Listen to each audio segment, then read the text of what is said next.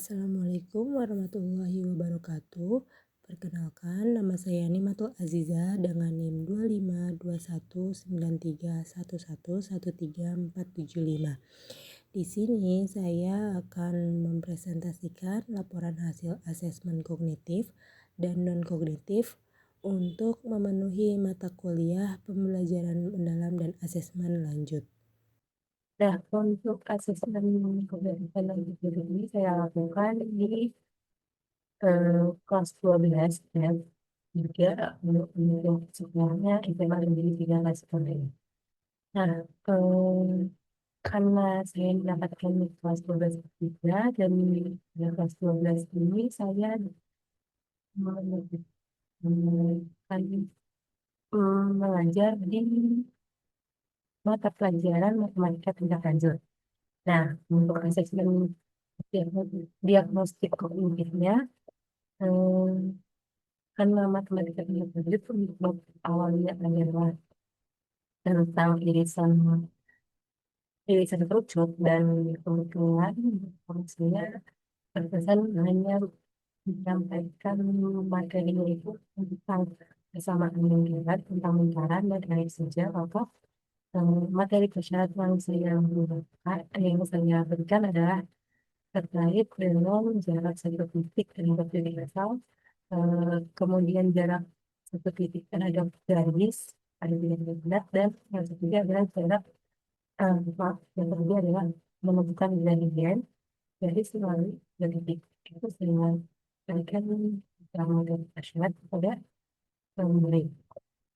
Nah, dari prasyarat ini saya membuat asesmen diagnostik kognitifnya untuk murid yang tahu kesiapan mereka sebelum belajar mengenai materi perkembangan di sekarang. Nah, di sini saya memberikan 3 soal. Kemudian saya membuat 3 soal dan masing-masing itu sesuai dengan jenisnya. Nomor satu tentang jarak antara titik dengan titik asal. Kemudian yang kedua adalah jarak dengan garis. Yang ketiga adalah penentuan gradien melalui 2 titik. Nah, kenapa 3 soal? Karena berdasarkan pengalaman saya sebelumnya,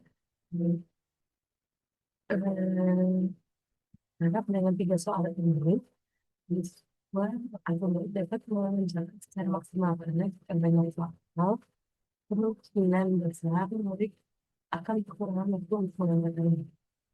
Nah, oke, nah dari 3 soal itu, untuk jawabannya, nantinya saya akan mengkategorikan jawaban siswa dari setiap sekolahnya menjadi 3 kategori.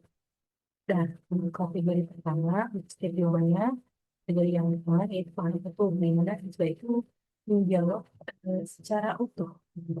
Secara sentral.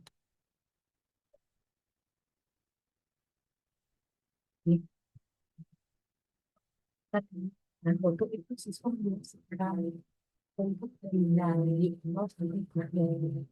Kemudian yang kedua itu ada paham sebagian. Nah, di sini kan sebenarnya ada juga, ada kemungkinan di sini maksudnya letak kesalahan berbeda ya. Tapi intinya siswa itu paham, itu paham dengan konsepnya apa, rumus dengan mana, tetapi mungkin ada salah di eh, yang seperti itu sih Kak, mengoperasikan mereka ada kesalahan di situ. Nah, itu dibuat sebagai paham sebagian. Kemudian ada yang tidak paham.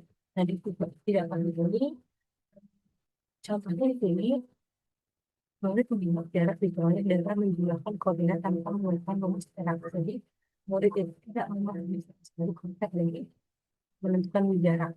Jadi, konsepnya itu tidak paham sendiri. Nah, di murid tidak paham itu situ. Contoh jawabannya. Nah, begitu juga dengan soal nomor 2 dan nomor 3, dibagi menjadi 3 kategori juga untuk yang jawabannya.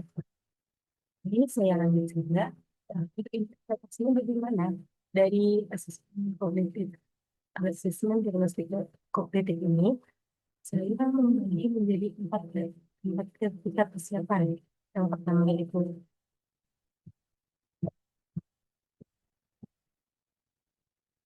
Dan untuk interpretasi, nah mungkin interpretasinya bagaimana? Interpretasinya kan ya di negara ini tidak paham dulu. Jadi dari tiga soal ini menjadikan satu unit kriteria yang paling dulu. Kemudian interpretasinya itu menjadi saya seluruh materi syarat. Tapi nggak kita kita kan langsung mengikuti pembelajaran inti dan dapat diberi pertanyaan. Nah, kemudian ada kesiapan siap.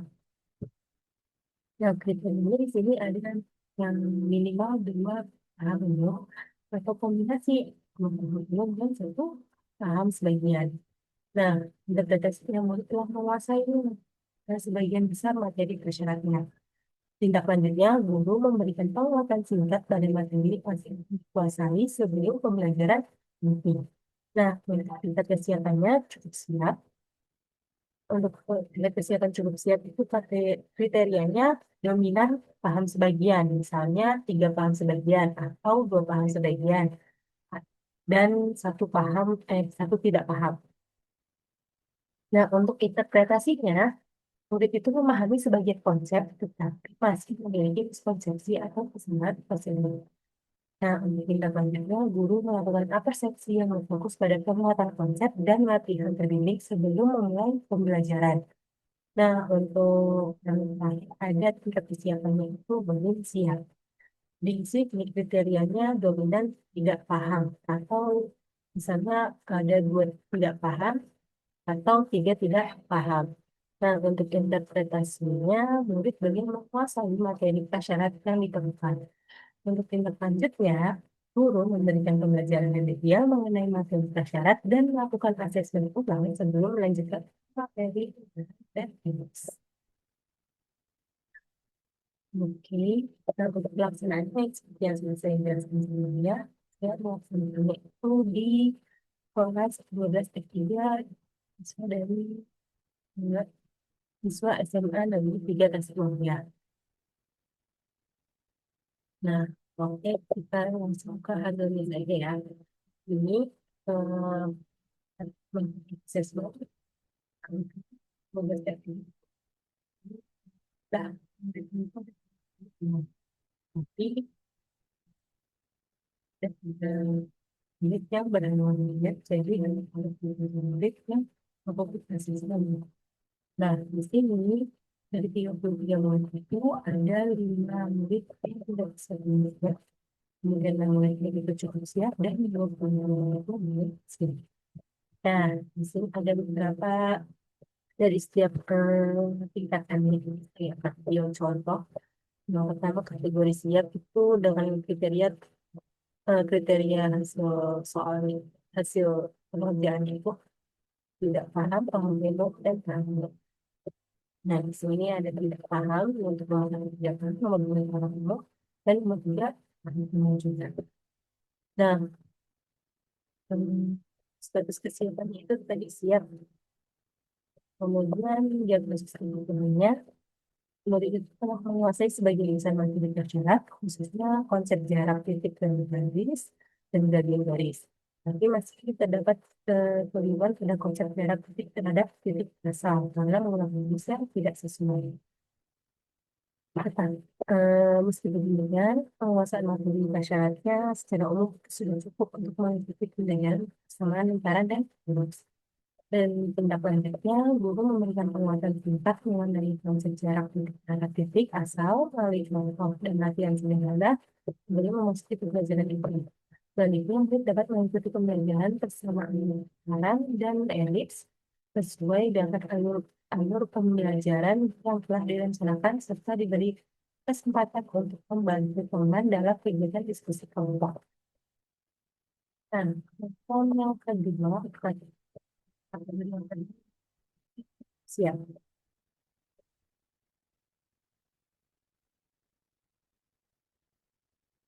Beli cukup siap ini pada soal nomor satu mungkin dapatkan dia sebenarnya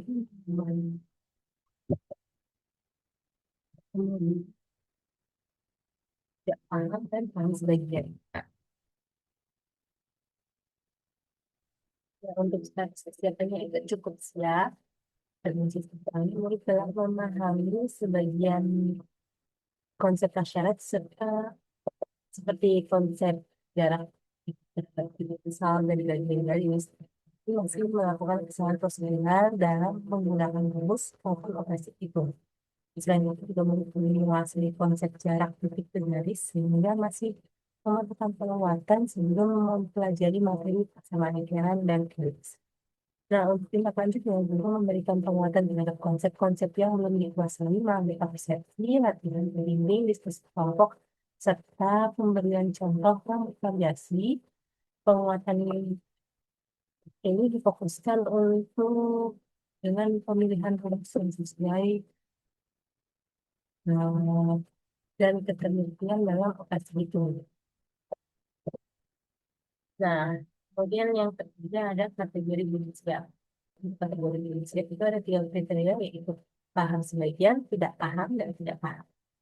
Nah, untuk itu diagnosis kebutuhannya, murid telah memahami sebagian konsep jarak pada titik asal, tetapi masih mengalami kesalahan dalam memilih dan menerapkan rumus. Nah, murid itu belum memahami konsep jarak titik garis dan garis.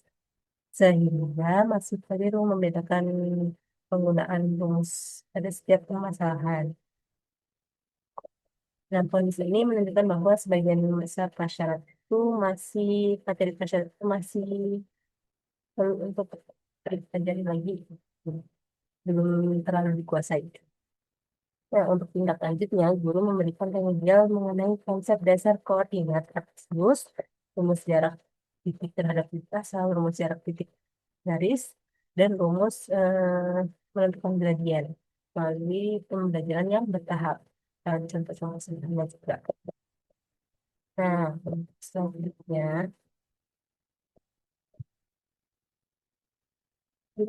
selanjutnya, setelah melakukan asesmen diagnostik kognitif, saya melakukan asesmen diagnostik kognitif. Di sini saya berfokus pada gaya belajar untuk menentukan model pembelajaran apa yang eh, digunakan pada kelas 12 F3 ini memberi diagnosanya. Nah, di sini saya memberikan 15 pertanyaan dan dilakukan dengan membagikan Google. Mereka mengisi Google Form yang sudah saya bagikan. Nah, dari setiap pertanyaan ini, jawabannya akan menggambarkan bagaimana dia belajar mereka. Nah, untuk hasilnya dari 33 murid, ada beberapa gaya belajar yang dapat kombinasi. Ada 9 murid yang memiliki gaya belajar auditori, kemudian ada satu murid yang memiliki gaya belajar auditori kinestetik, kemudian ada 6 murid yang memiliki gaya belajar visual, di 13 murid ini yang berminat dengan kemudian itu memiliki gaya belajar kinestetik, kemudian ada 3 murid memiliki gaya belajar visual, auditori, dan kinestetik. Di 3 gaya belajar ini mereka eh, sama. Kemudian yang murid itu memiliki gaya belajar visual kinestetik. Nah, dari hasil asesmen yang sudah saya lakukan, dari asesmen dan kognitif, nah strategi pembelajaran yang akan saya lakukan dengan pembelajarannya yaitu yang pertama dengan penguatan materi prasyarat. Jadi sebelum melakukan materi itu, saya memberikan penguatan dengan materi prasyaratnya yaitu jarak terhadap asal, jarak terhadap garis, dan gradien penentukan gradien garis. Nah, penguatan yang dilakukan itu melalui persepsi, diskusi tanya jawab, serta penyelesaian contoh soal secara bertahap agar seluruh murid memiliki pemahaman awal yang sama. Nah, kemudian strategi yang kedua dengan membentukkan kelompok belajar secara heterogen. murid dibagi ke dalam kelompok yang terdiri atas murid dengan kategori siap, kemudian cukup siap, dan belum siap. Jadi saya bagi hmm, tiga kategori dalam kelompok. Dalam kelompok itu ada dalam satu kelas saya bagi kelompok dengan tiga kategori. Yang nggak siap, cukup siap, dan tidak siap. Sesuai dengan hasil eh, asesmen kognitif. Nah, pengelompokan ini bertujuan agar murid yang telah menguasai materi prasyarat dapat memberikan dukungan kepada teman sekelompoknya melalui diskusi dan tutor sebaya. Kemudian yang ketiga ada diferensiasi proses pembelajaran. Nah, karena tadi saya bagi menjadi tiga kelompok kategori kelompok belajar heterogen dengan tiga kategori, yaitu siap, cukup, dan belum siap. Maka proses pembelajarannya juga berdiferensiasi proses. Nah, yang pertama ada kategori siap. Murid akan menyelesaikan KN secara mandiri, kemudian akan diberikan soal yang lebih menantang, dan mereka berperan sebagai kepersembunyian dalam kelompoknya.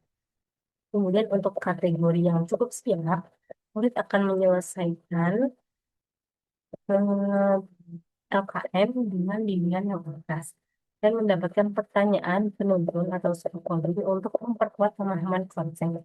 Untuk kategori yang belum siap, murid mendapatkan pendampingan lebih intensif dari guru dan menggunakan contoh-contoh sederhana ilustrasi pada bidang koordinat, serta menyelesaikan langkah penyelesaian yang lebih terstruktur sebelum menyelesaikan praktek. Nah, kemudian yang keempat, strateginya yaitu dengan diferensiasi berdasarkan pembelajaran. Ya, karena hasil asesmen non kognitifnya itu menunjukkan bahwa kelas itu didominasi oleh murid yang dengan gaya belajarnya kinestetik, maka pembelajarannya itu dilanjutkan melalui aktivitas eksplorasi menggunakan LKM, diskusi kelompok, presentasi kecil, dan manipulasi gambar pada bidang keluarga. Nah, selain itu, guru juga dapat memanfaatkan PPT atau ilustrasi visual untuk mengakomodasi murid dengan gaya belajar visual dan memberikan kesempatan untuk berdiskusi serta presentasi bagi murid yang bergaya belajar audio. Nah, untuk yang terakhir ada asesmen strategi ini itu ada asesmen formatif selama pembelajaran. Nah, di sini guru melakukan observasi, memberikan pertanyaan lisan, dan memantau hasil diskusi kelompok untuk mengetahui kemampuan pemahaman murid. Hasil asesmen formatif digunakan sebagai dasar pemberian bantuan lanjutan maupun pengayaan selama proses pembelajaran berlangsung. Oke, sekian yang saya kurang dan lebihnya mohon maaf. Wassalamualaikum warahmatullahi wabarakatuh.